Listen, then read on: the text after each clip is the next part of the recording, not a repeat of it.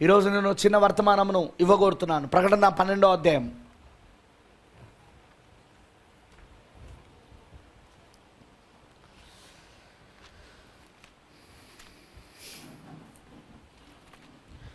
అందరూ లేచి ఉన్నట్లయితే పరిశుద్ధ గ్రంథంలో నుండి ప్రకటన 12వ అధ్యాయము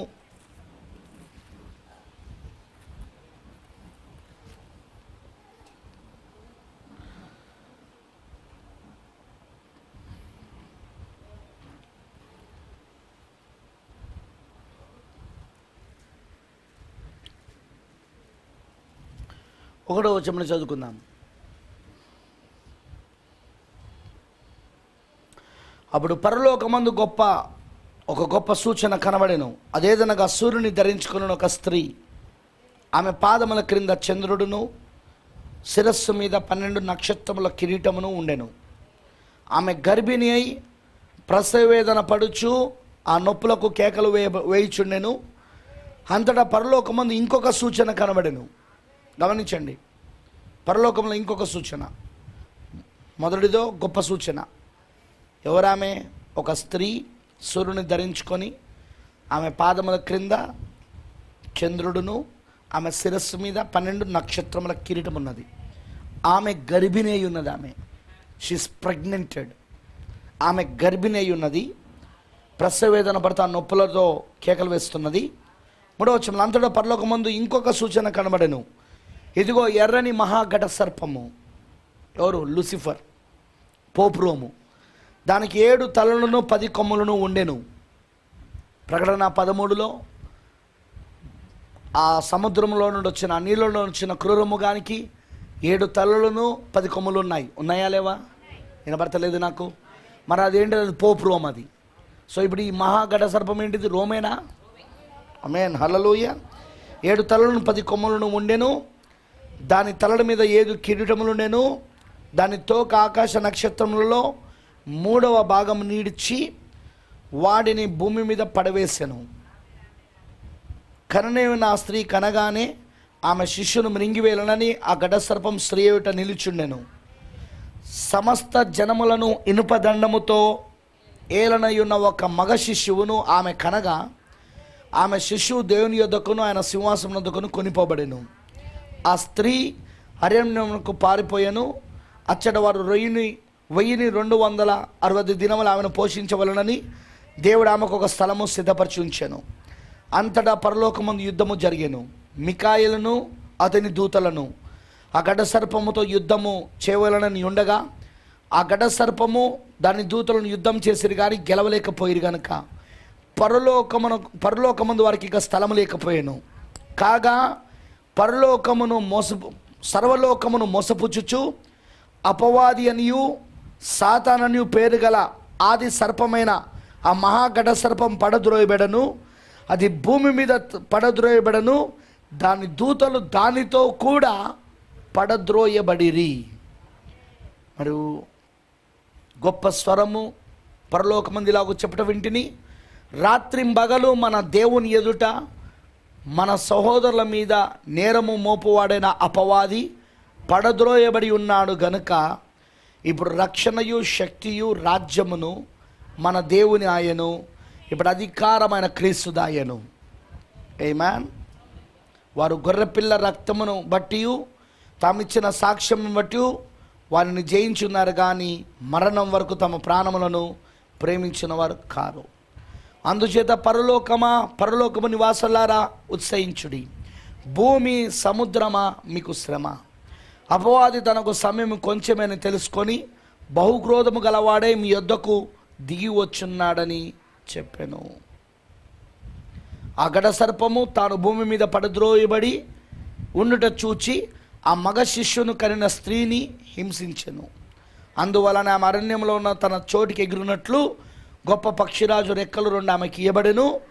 అచ్చట ఆ సర్పము ముఖము చూడకుండా ఆమెకు కాలములు అర్ధకాలము.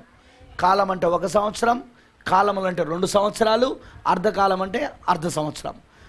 1 + 2 + అర్ధ మొత్తం 3.5 సంవత్సరాలు. ఆమేనంటారా? మరి కాలములు అర్ధకాలం పోషించబడును. ఆమేన్. కావున ఆ స్త్రీ ప్రవాహమునకు కొట్టుకొని పోవాలని ఆ సర్పం తన నోటి నుండి నీళ్లు నదీ ప్రవాహంగా ఆమె వెనక వెళ్ళగ్రెక్కను కానీ భూమి ఆ స్త్రీకి సహకారి అయి తన నోరు తెరిచి ఆ గడ సర్పము తన నోటి నుండి గ్రక్కిన ప్రవాహమును మింగివేసెను. అందుచేత ఆ గడ సర్పము ఆగ్రహము తెచ్చుకొని దేవుని ఆజ్ఞలు గైకొనుచు యేసును గురించి సాక్ష్యం ఇచ్చుచున్న వారైన ఆమె సంతానములో శేషించిన వారితో యుద్ధం చేయుటకై బయలువెడలి సముద్రము తీరమున నిలిచెను. Let us pray. ప్రార్థించుకుందాం. చిన్న ప్రార్థన. మహోన్నతుడా, వాక్యము అయిన యేసు నీకు స్తోత్రములు. ఆ రోజు పేతురు నోరు తెరిచి నీ వాక్యమును బోధిస్తున్నప్పుడు ఎలాగైతే నీ యొక్క పరిశుద్ధాత్మ అగ్ని అక్కడ దిగొచ్చినదో ఇప్పుడు కూడా ఈ ఉదయం కూడా అలాగనే ఉండును కాక. పరిశుద్ధాత్మ అగ్ని ఇప్పుడు నీ వాక్యము బోధించుచుండగానే నీ పిల్లలపైన కుమ్మరించబడును గాక. మీ పిల్లలందరూ పరిశుద్ధాత్మతో నింపబడుదురు గాక. ఆ పరిశుద్ధాత్మ బాప్తిజమం చేత నింపబడి ముద్రించబడి ఇదిగో ప్రభువా నీ భద్రతలో నువ్విచ్చిన ఆ గుర్తులో వాళ్ళు ఉందురు గాక. ఎందుకంటే మేము ఇప్పుడు ఆ గుర్తు ప్రత్యక్షమైన కాలంలో ఉన్నాము. మరొకసారి ఆ గుర్తు ప్రత్యక్షమైనది. ఇప్పుడు ఆ గుర్తు కింద మేము ఉన్నాం ప్రభువా. అందుకే ఈరోజు ప్రతి బిడ్డ ప్రభువా ఆ ముద్ర కింద వాళ్ళు ఉండునట్లు సహాయం వచ్చాయి. వాళ్ళు నీ ఆత్మ చేత ముద్రించబడుదురు గాక. మరి నీ వధువుని ఆ మహాఘట సర్పము నుండి నువ్వు ఎలా కాపాడుతున్నావో ఇక్కడ చూస్తున్నాం. ఈ యుద్ధంలో ఆ మహాఘట సర్పము ఎన్నిసార్లు ఆ వధువుని హింసించాలని చూసినా, ఓ దేవా, ఆమెకు నువ్వు పక్షిరాజు రెక్కలిస్తున్నావు. ఆమె ఎగిరిపోనట్లు చేస్తూ ఉన్నావు. ఎస్, ఈ ప్రపంచ సంగమల సమాఖ్య ఆ మహాఘట సర్పముతో ఆ మొదటి క్రూరముఖము, ఆ రెండవ క్రూరముఖము ప్రకటన 13లో ఆ మొదటి క్రూరముఖము వెనకాల ఉండి ఆ రెండవ క్రూరముఖము అమెరికా దేశము ఈ ప్రపంచ సంగమల సమాఖ్యతో కలిసి ఇదిగో ఈ స్త్రీని హింసించడానికి వచ్చినప్పుడు ఆమె ఎగిరిపోవడానికి పక్షిరాజు రెక్కలిచ్చావు ప్రభువా. Thank you Jesus. ఆ పక్షిరాజు అభిషేకాన్ని ఇచ్చినందుకు స్తోత్రం. మేము ఇప్పుడు ఆ 4th అనాయింటింగ్, ఆ 4వ అభిషేకం కింద ఉన్నాం. మేము ఇప్పుడు ఆ కృపా సింహాసనము చుట్టూ ఆ 4 జీవులు, ఆ 4 అభిషేకాలు ఉన్నాయి. ఇప్పుడు ఆ అభిషేకం ఇప్పుడు మాలో ఉన్నది. ఎందుకంటే ఆ సింహాసనం కూడా ఇప్పుడు మాలో ఉంది కాబట్టి. ఓ ఆ 4 అభిషేకాలు ఇప్పుడు మాలో ఉన్నాయి ప్రభువా. ఇప్పుడు సింహాసనం చుట్టూ ఉన్న అభిషేకములలో 4వ అభిషేకం నీ వధువులో పనిచేస్తూ ఉన్నది. ఎందుకంటే ఆ సింహాసనం కూడా ఇప్పుడు నీ వధువులో ఉంది కాబట్టి. ఓ దేవా, నీ కృప మాకు దయచేయి. నువ్వు నడిపించమని, మాట్లాడమని యేసుక్రీస్తు నామములో అడుగుచున్నాము. ఆమేన్. కూర్చోనండి దయచేసి. Please visit down. జాగ్రత్తగా వాక్యమేనండి. నేను చెప్పబోయేది ఏంటిదో తెలుసా? నక్షత్రాల యుద్ధము, స్టార్ వార్స్. నక్షత్రముల యుద్ధం, స్టార్ వార్స్. ఎందుకంటే మికాయేలు అతని దూతలు, మరి మహాఘట సర్పము, ఎర్రని మహాఘట సర్పము వాని దూతలు, వీళ్ళ మధ్యలో జరిగిన యుద్ధం పరలోకంలో మొదలైంది. పాపం భూమిపైన మొదలు కాలేదు, పరలోకంలో మొదలైంది. అవునా? పాపము పరలోకంలో మొదలైంది, భూలోకంలో కాదు. అక్కడి నుండే వాడు త్రోసివేయబడ్డాడు. యుద్ధం అక్కడే మొదలైంది, పరలోకంలో మొదలైంది. కానీ ముగించబడేది మాత్రం భూమిపైన. వింటున్నారా నేను చెప్పింది? యుద్ధము అర్మగిద్దోను యుద్ధంలో ముగించబడబోతున్నది. ఎందుకంటే మికాయేలు అతని దూతలు, మరి గాబ్రియేలు మికాయేలు అతని దూతలు, మరియు మహాఘట సర్పము, ఎర్రని మహాఘట సర్పము, రెడ్ డ్రాగన్, ఆ ఎర్రని మహాఘట సర్పము వాని దూతల మధ్యలో యుద్ధము పరలోకములో ప్రారంభమయ్యి అది భూలోకములో ముగించబడబోతున్నది. ఈ యుద్ధం ఏంటంటే నక్షత్రముల యుద్ధం, స్టార్ వార్స్. ఎలాగంటారా? బాగా వినండి నేను చెప్పేది. ఎలాగంటారా? మీరు గమనిస్తే అక్కడ వాడు 4వ వచనంలో వాని తోక ఆకాశ నక్షత్రంలో 3వ భాగమును ఇడ్చాడు, భూమి మీదకి పడవేశాడు. రైట్? వాని తోక 3వ భాగమును, నక్షత్రములను పడవేశాడు. 3వ భాగము లూసిఫర్ పడవేస్తే ఇంకా 2 భాగాలు ఉన్నాయి. అవునా? మీకు అర్థమవుతుందా? ఇప్పుడు దూతలు 3 భాగాలుగా విభజించబడ్డాడు. 3వ భాగాన్ని వాడు లాగాడు. అంటే ఇప్పుడు మికాయల్ దగ్గర ఇంకా 2 భాగాలు ఉన్నాయి. సో ఇప్పుడు యుద్ధం ఎవరెవరికంటే, వాడు నక్షత్రములలో 3వ భాగాన్ని పడవేశాడు. ఎవరు? లూసిఫర్, అపవాది, ఆ ఎర్రని మహాఘట సర్పము. ఓకేనా? అంటే 3వ భాగాన్ని పడవేస్తే ఇంకెంత మిగిలిపోయిందంటే ఇంకా 2 భాగాలు మికాయల్ దగ్గర ఉన్నాడు. ఇప్పుడు మికాయేలు అతని దూతలకు, అలానే లూసిఫర్, ఆ ఎర్రని మహాఘట సర్పం లూసిఫర్, అపవాది, సాతానునికి వాడు పడవేసిన 3వ వంతు దూతలకు, నక్షత్రాలకు మధ్యలో యుద్ధాలు జరుగుతూ ఉన్నాయి. ఇది నక్షత్రాల యుద్ధమేనా? మీకు అర్థమవుతుందా? వాడి తోకతో 3వ వంతు నక్షత్రములను పడవేశాడని ఉందా లేదా బైబిల్లో? వినబడతలేదు నాకు. సో ఇప్పుడు 3వ వంతు నక్షత్రాలు పడిపోతే మికాయల్ దగ్గర ఇంకా 200 నక్షత్రాలు ఉన్నారుగా. 3వ వంతు నక్షత్రాలు మహాఘట సర్పము, ఎర్రని మహాఘట సర్పము, అపవాది పడవేస్తే ఇంకా మికాయల్ దగ్గర ఇంకా 200 నక్షత్రాలు ఉన్నాయా లేవా? సో ఇప్పుడు ఈ నక్షత్రాల మధ్యలో యుద్ధం జరుగుతూ ఉన్నది. You catch it? మీరు పట్టుకున్నారా? It's a Star Wars. నక్షత్రముల మధ్యలో యుద్ధాలు ఇవి. 200 మికాయల్తో ఉన్నాయి ఆ నక్షత్రాలు. మరి 3వ వంతు లూసిఫర్తో ఉన్నాయి. లూసిఫర్ పడిపోయాడు. లూసిఫర్ వాటిని పడవేశాడు. సో ఇప్పుడు నక్షత్రాల మధ్యలో యుద్ధం పరలోకములో మొదలైంది. మరి ప్రవక్త ఏమన్నాడు? మన మికాయేలు ఎవరో కాదు, బైబిల్లో క్రీస్తు అయి ఉన్నాడు. ఎంతమంది తెలుసు మికాయేలు క్రీస్తు అని? అందుకే పాత నిబంధనలో సైన్యములకు అధిపతగు యెహోవాను నేను అన్నాడు ఆయన.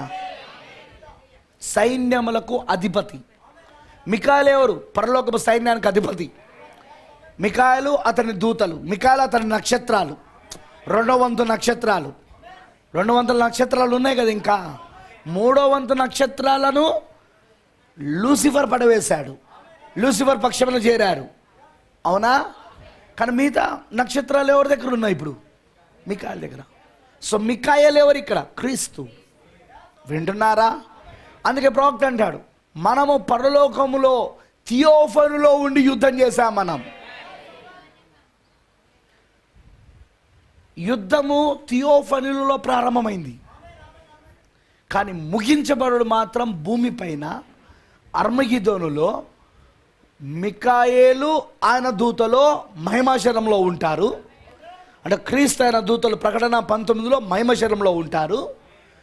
లూసిఫర్, ఆ మహాఘట సర్పము, వాడు పడవేసిన ఆ 1 వంతు, అదే ఆ 3వ వంతు ఆ నక్షత్రాలు ఏవైతే ఉన్నాయో ఆ దూతలు, వాళ్ళు భౌతిక శరీరంలో ఉంటారు, రక్తమాంస శరీరంలో. అదే నేను చెప్పుకుంటూ వచ్చింది 7వ ముద్ర కింద ఏం జరుగుతూ ఉన్నది అంటే, మనం చూస్తే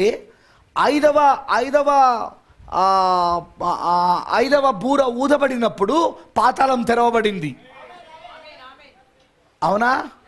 పాతాళం తెరవబడడానికి మరి పైనుండి నక్షత్రం రాలడానికి కనెక్షన్ ఉందా లేదా?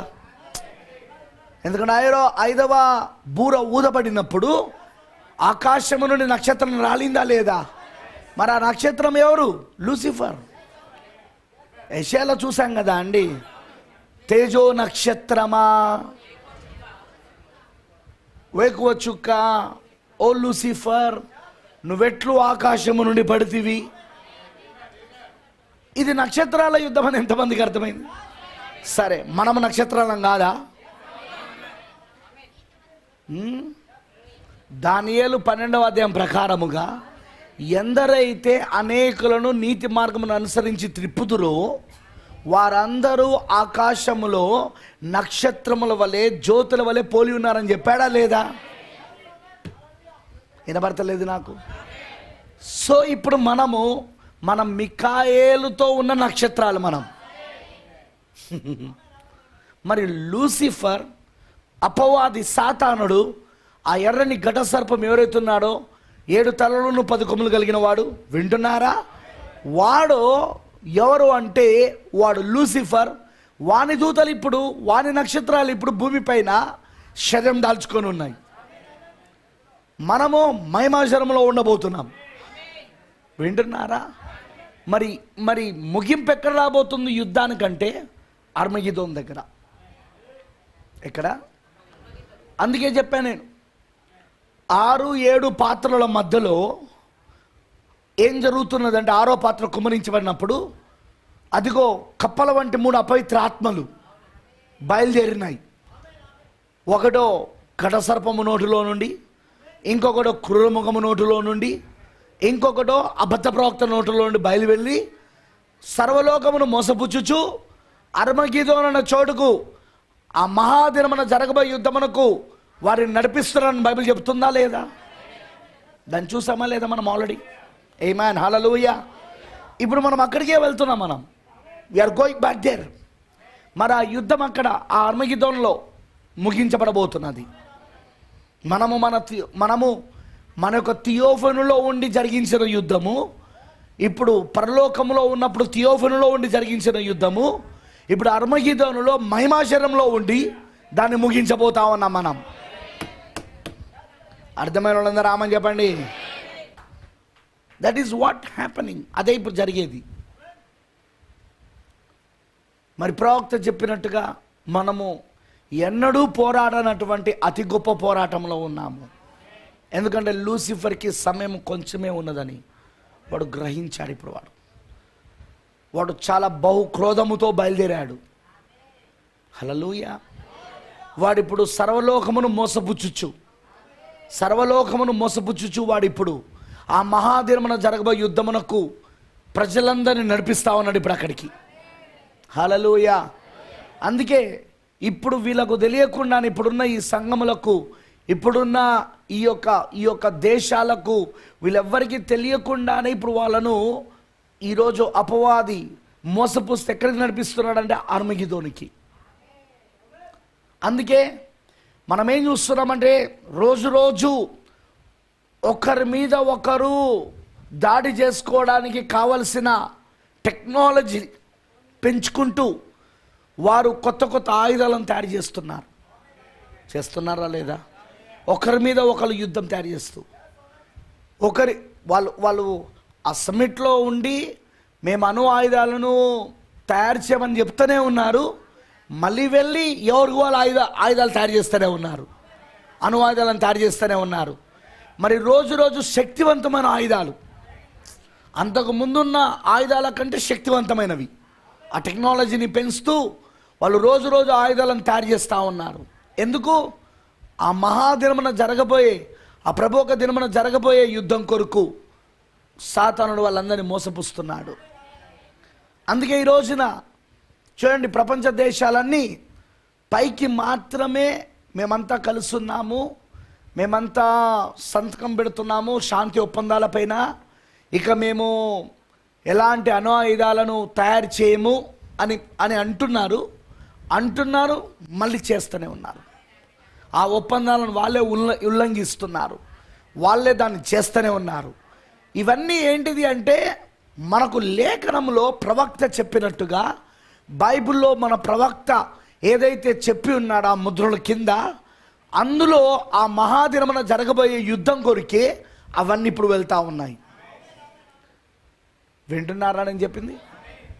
చూడండి, ఈ యుద్ధము మోషే ఏలియాలో ఉన్న కాలంలో జరగదు.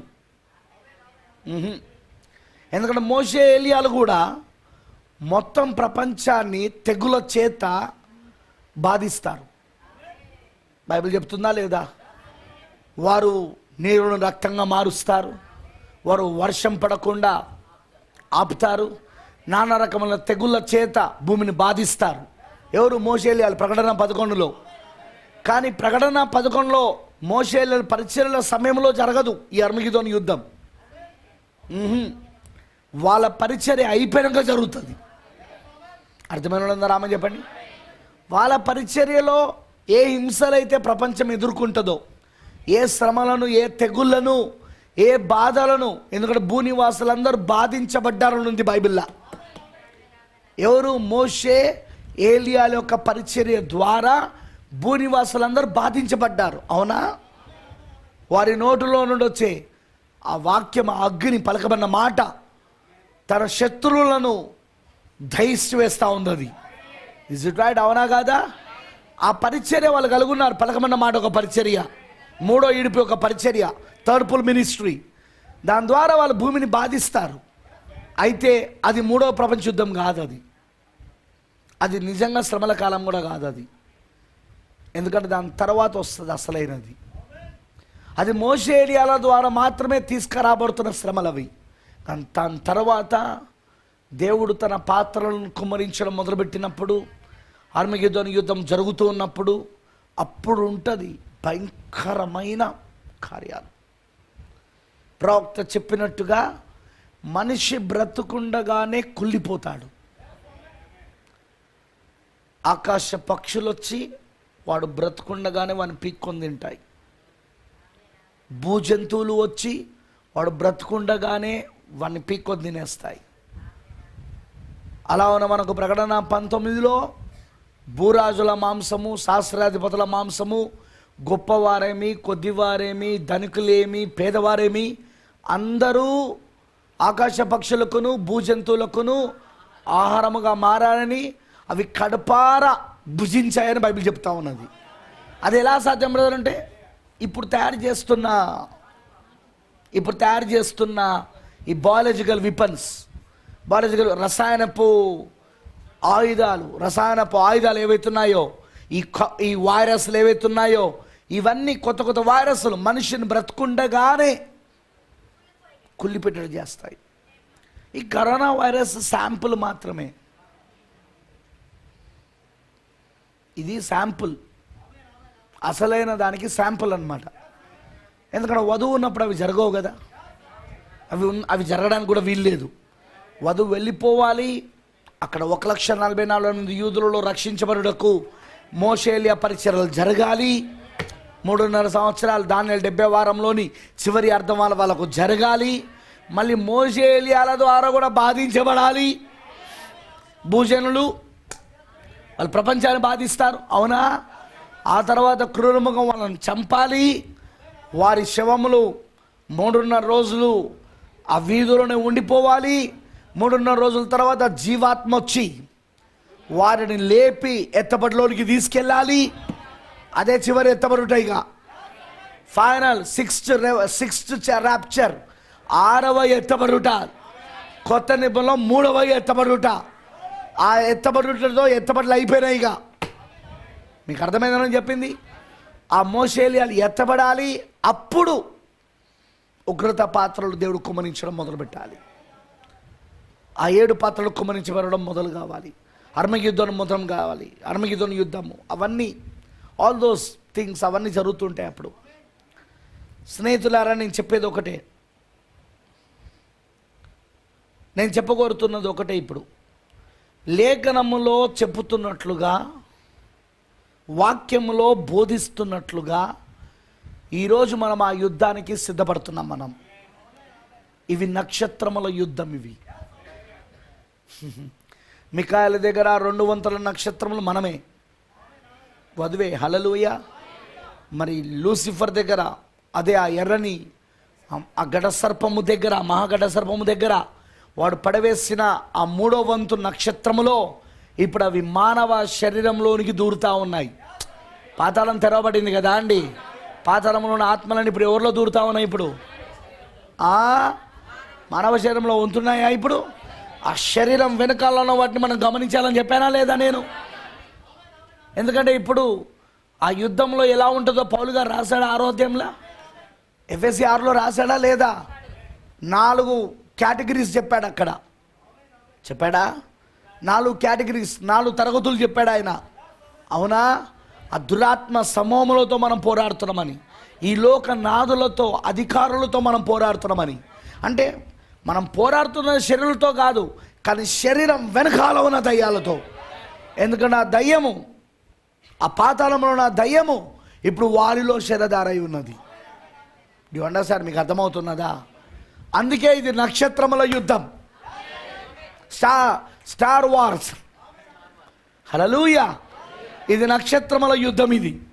మరి ఈ యుద్ధంలో మిఖాయేలు తను 200 నక్షత్రములు కలుగున్నాడు.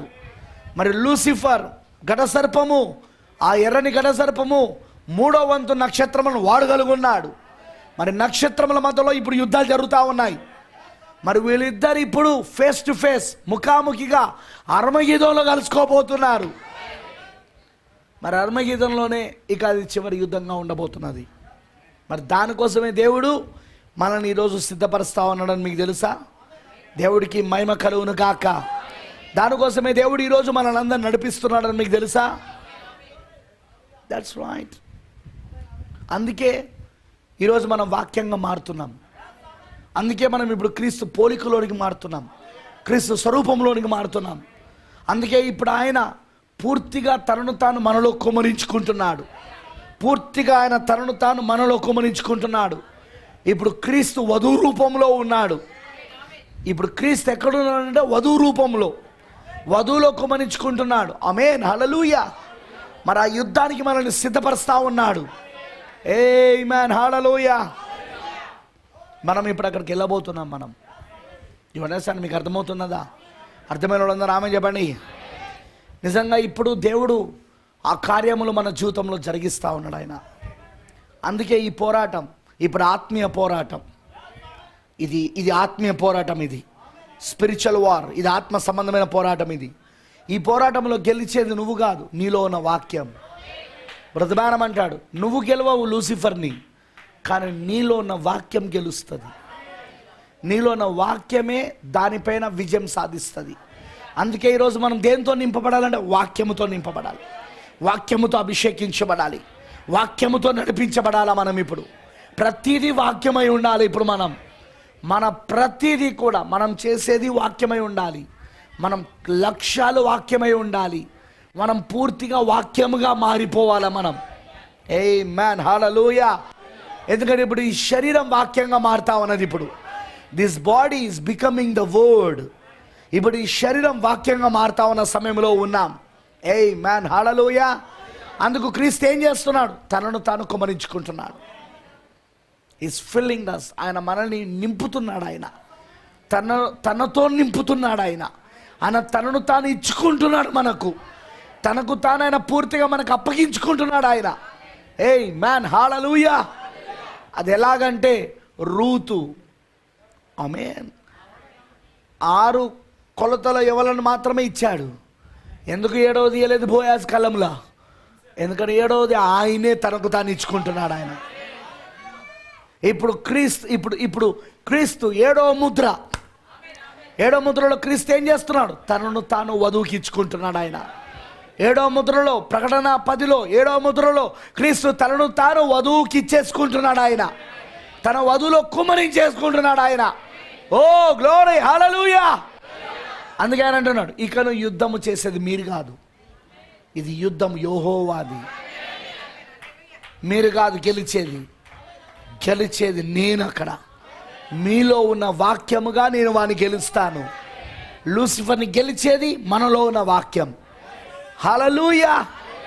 అదే ఈరోజు కృపా వర్తమానం, మెసేజ్ ఆఫ్ గ్రేస్, కృపా వర్తమానం. హల్లెలూయా. ఎందుకంటే కృప కలుగును గాక అని కేకలు వేస్తూ ఆ తలరాయి దిగి వచ్చింది. ఇప్పుడు ఆ తలరాయి వర్తమానం కృపా వర్తమానం. అది మరి ఆ వర్తమానం ఏం చేస్తుంది? నీలో క్రీస్తును కుమ్మరించి, క్రీస్తు నీలో వాక్యముగా ఉండి ఇప్పుడు ఆ యుద్ధాన్ని జయించేటట్లు చేస్తా ఉన్నాడు. గెలిచేది నువ్వు కాదు, నీలోన క్రీస్తు, నీలోన వాక్యం గెలుస్తా ఉన్నది. ఆమేన్, హల్లెలూయా. అర్థమైన వాళ్ళందరూ ఆమేన్ చెప్పండి.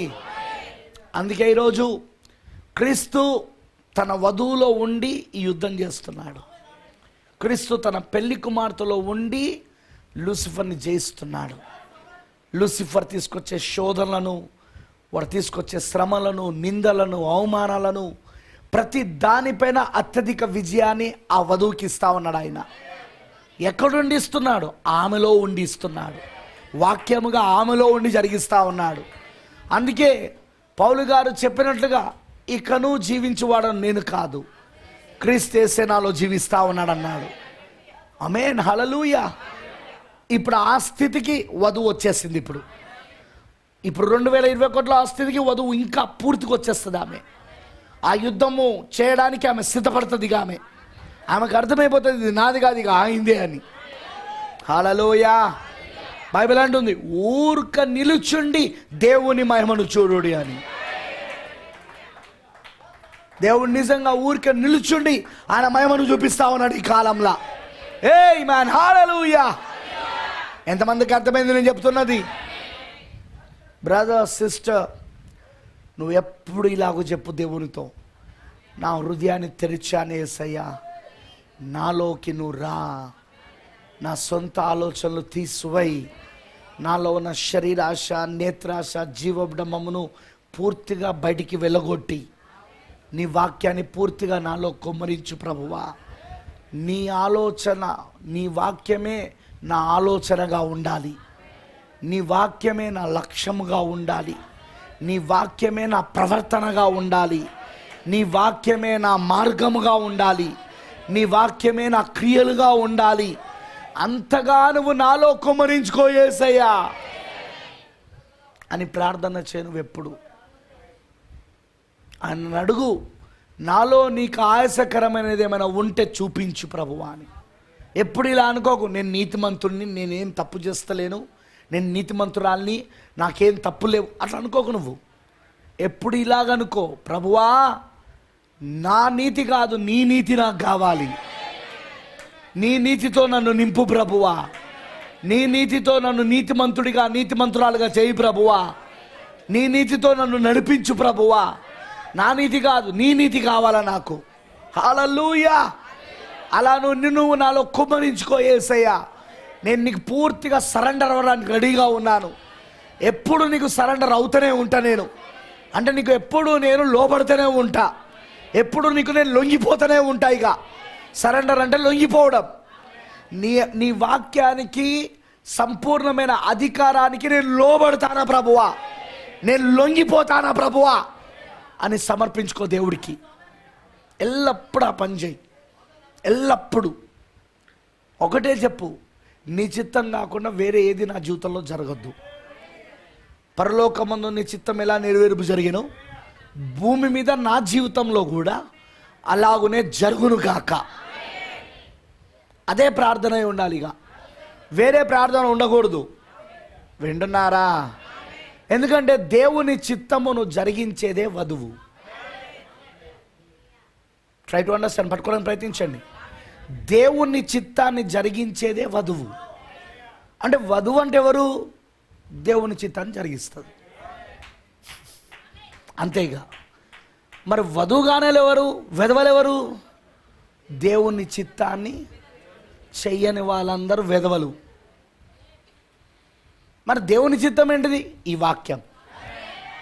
ఈ వాక్యం ఏంటిది? ఆమె గురించి చెప్పబడిన ప్రవచనాలు, ఆమె గురించి చెప్పబడుతున్న క్రియలు, ఆమె ఏం చేస్తుందని యేసు ఈ వాక్యంలో చెప్పాడు, అవన్నీ ఆమె జరిగిస్తూ ఉంటుంది. అదే దేవుని చిత్తం ఆమె పట్ల. చూడండి, ఇప్పుడు యేసేమన్నాడు, నా తండ్రి చిత్తమును చేయుటకు నేను వచ్చాను అన్నాడు. తండ్రి చిత్తం ఏంటిది? ప్రవక్తల ద్వారా పలకబడిన ప్రవచనాలు. ఏం చేయవాలని ప్రవచించబడింది కాదా? ఆయన ఎక్కడ పుట్టాలి, ఎవరి గర్భంలో పుట్టాలి, ఏ స్థలంలో పుట్టాలి, అవన్నీ ముందుగానే ప్రవచించబడ్డాయా లేవా?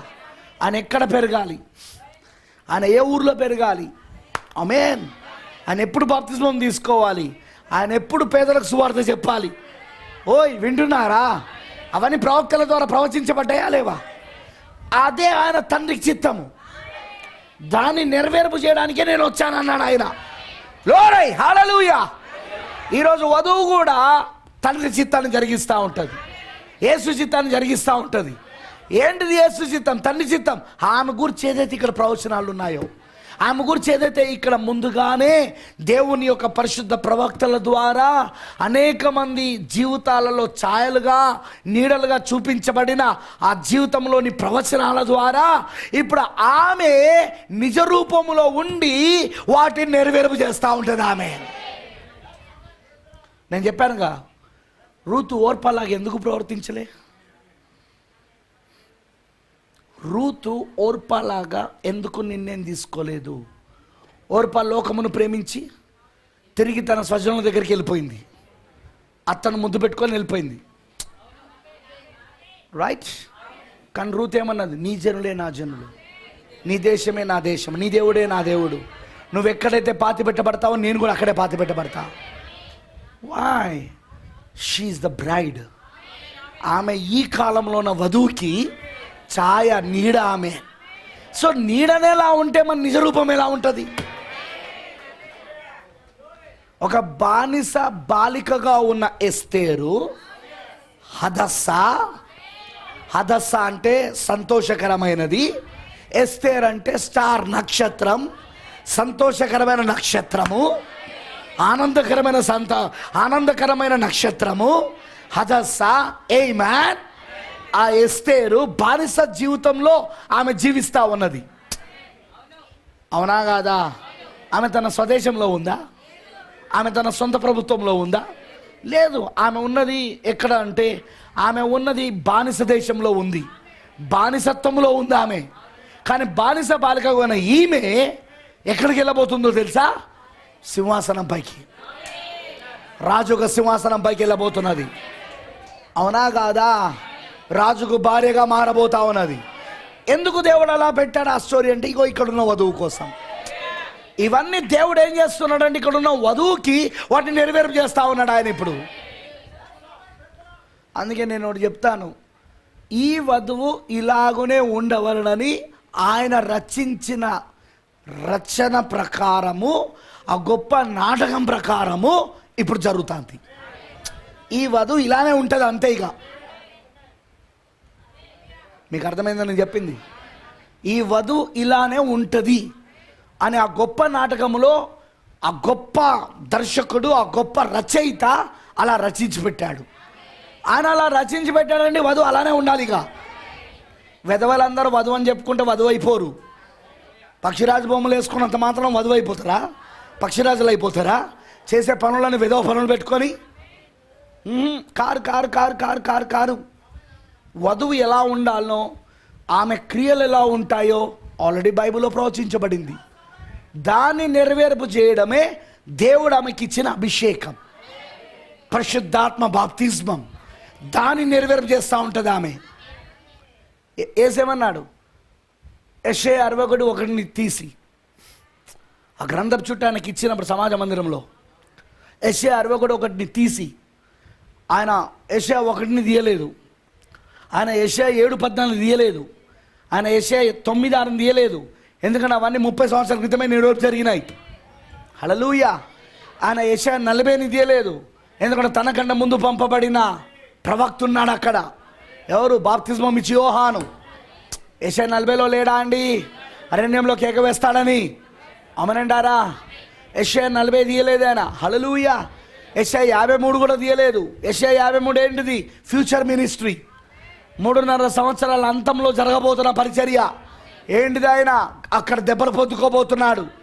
అతడు పొందిన దెబ్బల వలన, అతడు పొందిన గాయముల వలన మనకు స్వస్థత కలిగేను. అతను గొర్రె వలె మౌనిగా ఉంటాడు. అతను చెప్పబడింది ఆ ప్రవచనం 53లో.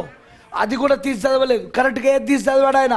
యెషయా 61:1. ఎందుకు? అప్పుడు ఆ సమయంలో నెరవేర్పు జరుగుతున్న ప్రవచనం అదే. కాబట్టి ఏంటి ఆ ప్రవచనము? దేవుని ఆత్మ నా మీదకి వచ్చినది ఈ లేఖనాన్ని నెరవేర్పు చేయడానికి. ఇప్పుడు పరిశుద్ధాత్మ బాప్తిస్మం ఏం చేస్తుంది? వధువుకి, ఆమెకి ఇవ్వబడిన ఆమె లేఖనాన్ని నెరవేర్పు చేయడానికి ఆ పరిశుద్ధాత్మ బాప్తిస్మం ఆమెకి ఇవ్వబడుతుంది. అంటే ఆమెకి ఇవ్వబడిన ఆమె లేఖనమును ఆమె ఎలా నెరవేర్పు చేస్తుందంటే, దేవుని ఆత్మతో నింపబడి పరిశుద్ధాత్మ బాప్తిస్మం ద్వారా ఆమె దాన్ని నెరవేర్పు చేస్తూ ఉంటుంది. అందుకే పరిశుద్ధాత్మ బాప్తిస్మం అందరికి కాదు, వధువుకి మాత్రమే, పెళ్లి కుమార్తెకు మాత్రమే. ప్రైజ్ ద లార్డ్, హల్లెలూయా. ఓ ఈ రోజున పెళ్లి కుమార్తె, ఈ రోజున క్రీస్తు భార్య, పక్షిరాజు పిల్లలు ఈ లేఖనాన్ని నిరూపణ చేస్తూ ఉన్నది.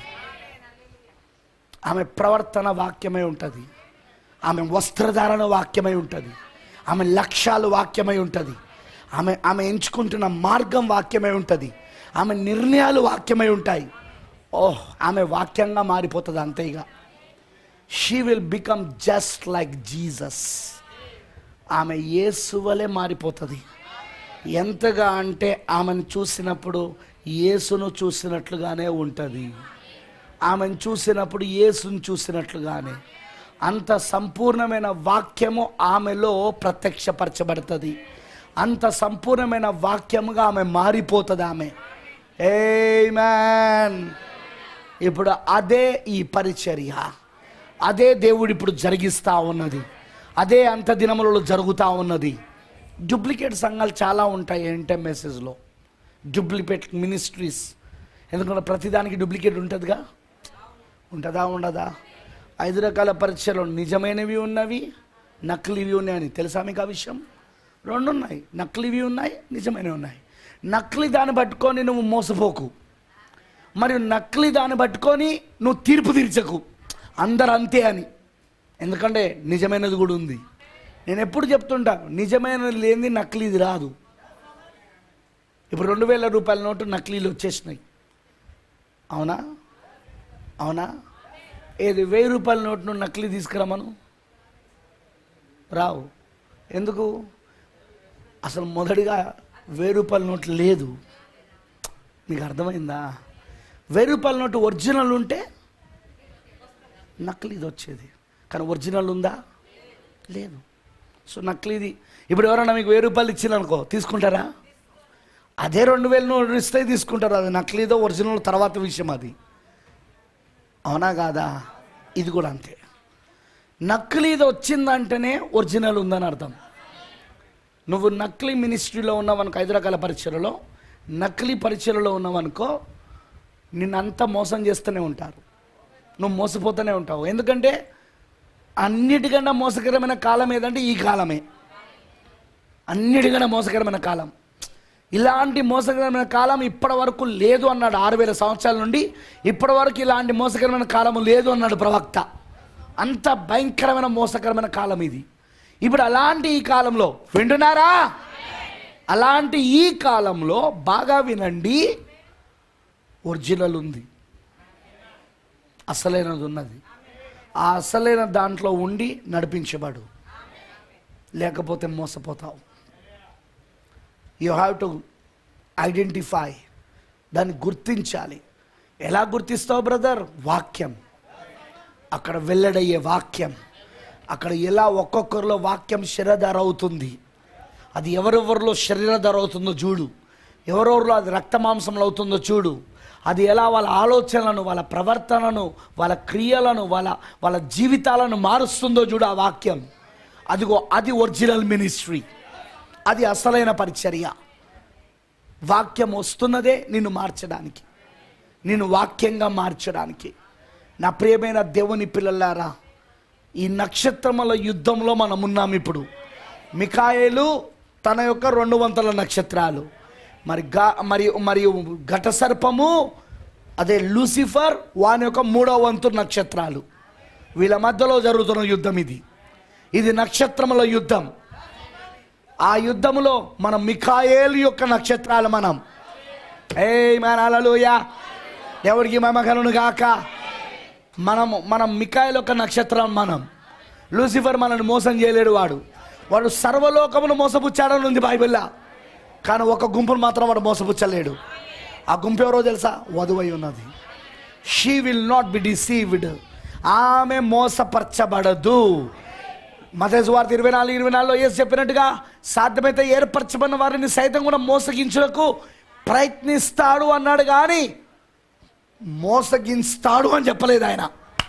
వాడు ప్రయత్నం చేస్తాడు. వాడు ఎలా అంటే ఈ డూప్లికేట్ 5-fold మినిస్ట్రీ ద్వారా, ఆ నకిలీ 5 రకాల పరిచయాల ద్వారా, ఆ నకిలీ పాస్టర్ల ద్వారా, ఆ నకిలీ సువార్థికుల ద్వారా, ఆ నకిలీ అపోస్తుల ద్వారా, వింటున్నారా? ఆ నకిలీ ఉపదేశకుల ద్వారా, నకిలీ ప్రవక్తల ద్వారా వాడు మోసగించడానికి ప్రయత్నిస్తూ ఉంటాడు. కానీ వధువు మాత్రం మోసపోదు.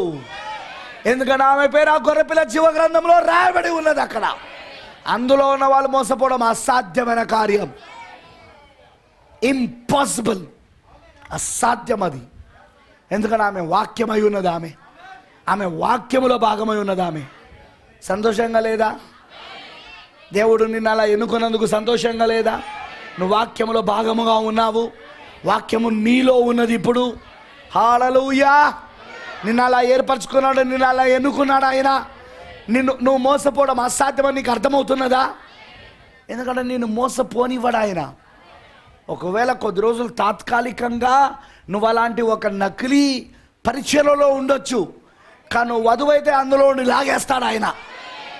అందులో నిన్ను బడి తీసుకొస్తాడు ఆయన. అసలైన పరిచయ కింద పెడతాడు ఆయన. అసలైన 5 రకాల పరిచయలలో నిన్ను తీసుకొచ్చి స్థిరపరుస్తాడు ఆయన. ఎందుకంటే అక్కడ నీకు వాక్యంగా మారాల్సిన అవసరత ఉంది.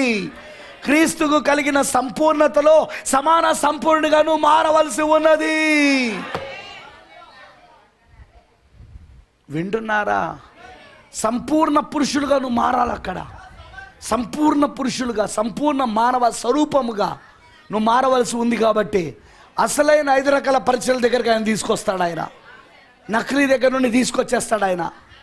ఆమేన్, హల్లెలూయా. ఈ కాలంలో ఏం జరుగుతుందో తెలుసా? అసలైన 5 రకాల పరిచయాల కింద ఉండకూడని వాళ్ళు ఎవరైతే ఉన్నారో వాళ్ళు వెళ్ళిపోతున్నారు.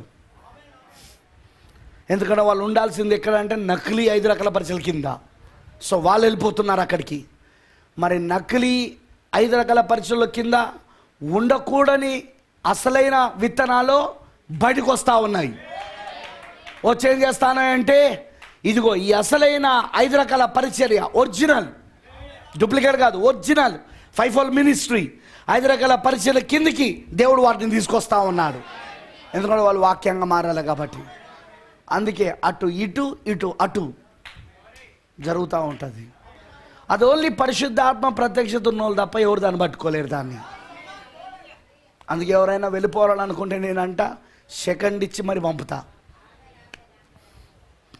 గో, మళ్ళీ నీ గురించి నేను ప్రస్తావన కూడా ఎత్తాను, నాకు అవసరం లేదు.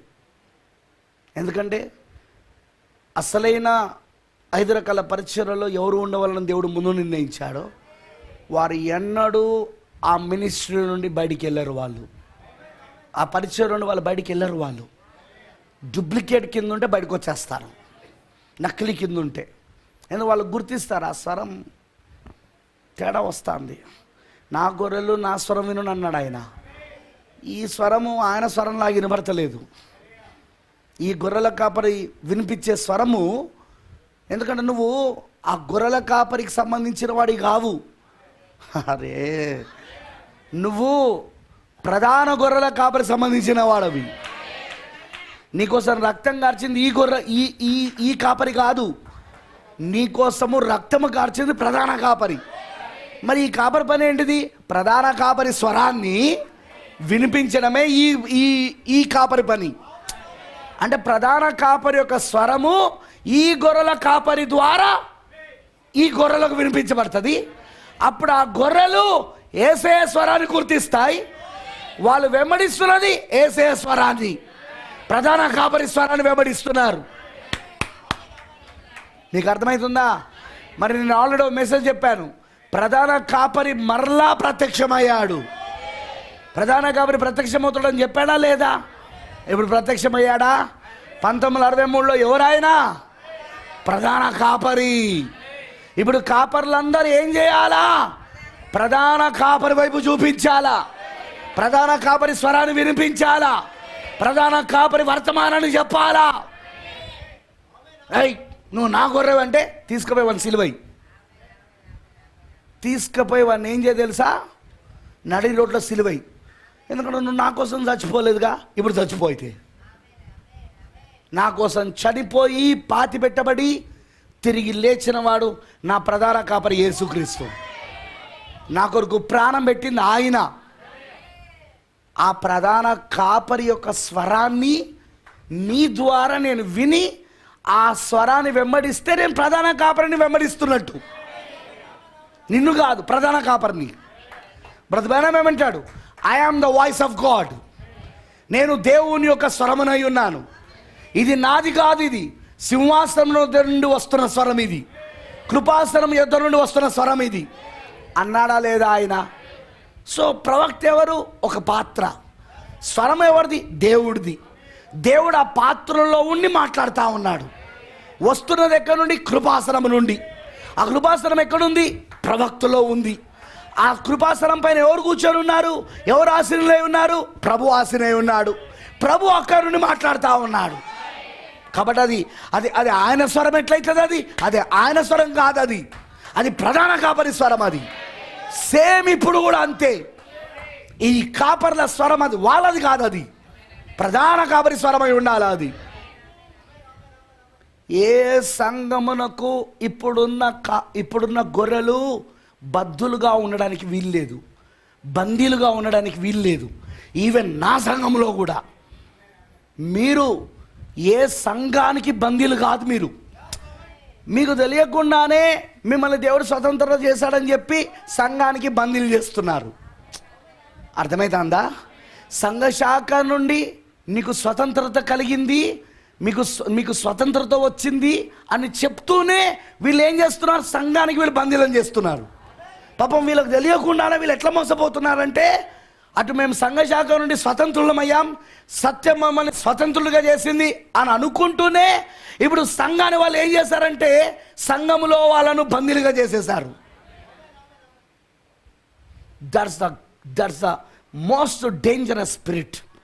అది చాలా భయంకరమైన ఆత్మ, అపాయకరమైన ఆత్మ. అది గమనించాల నువ్వు.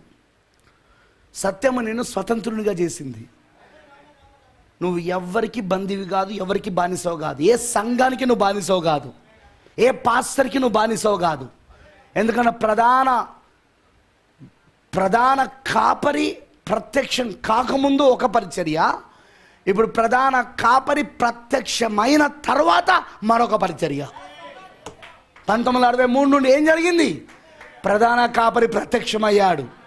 దాని మీద నేను ఆల్రెడీ బోధించిన. ప్రధాన కాపరి ప్రత్యక్షమయ్యాడు. ఇప్పుడు ప్రధాన కాపరియే రంగం పైన ఉన్నాడు. బలిష్ఠుడైన దూత ప్రధాన కాపరి. ఇప్పుడు గొర్రెల కొరకు ప్రాణం పెట్టిన ఆయననే వారి కొరకు, ఆ గొర్రెల కొరకు 2000 సంవత్సరాల క్రితం మొదటి రకంలో ప్రాణం పెట్టిన ఆయనే ఇప్పుడు వారి కొరకు మధ్యవర్తిత్వం చేసి ప్రధాన యాజకత్వం చేసిన ఆయనే ఇప్పుడు వీరు నావారు అని అధికారపూర్వకంగా వారిని స్వీకరించడానికి వచ్చాడు 1963లో ఆయన. ఇక మధ్యలో ఈ కాపరులేవుడు, మధ్యలో ఈ సువార్థికులేవుడు, ఈ కాపరులేవరు? ఎవరు వీళ్ళు? ఆ అధికారం వాళ్ళకు లేదు. మీరు స్వతంత్రులు. ప్రధాన కాపరి స్వరం వినాల మీరు, ప్రధాన కాపరిని వెంబడించాల మీరు. ఆ బలిష్ఠుల దూత ఇప్పుడు మిమ్మల్ని నడిపిస్తూ ఉన్నాడు. ఎలా నడిపిస్తాడు బ్రదర్? నిజమైన 5 రకాల పరిచర్యలో ఉండి. నిజమైన 5 రకాల పరిచర్యలు ఎలా అంటే, ఆ నిజమైన 5 రకాల పరిచర్యలు శరీరమై ఉన్నది.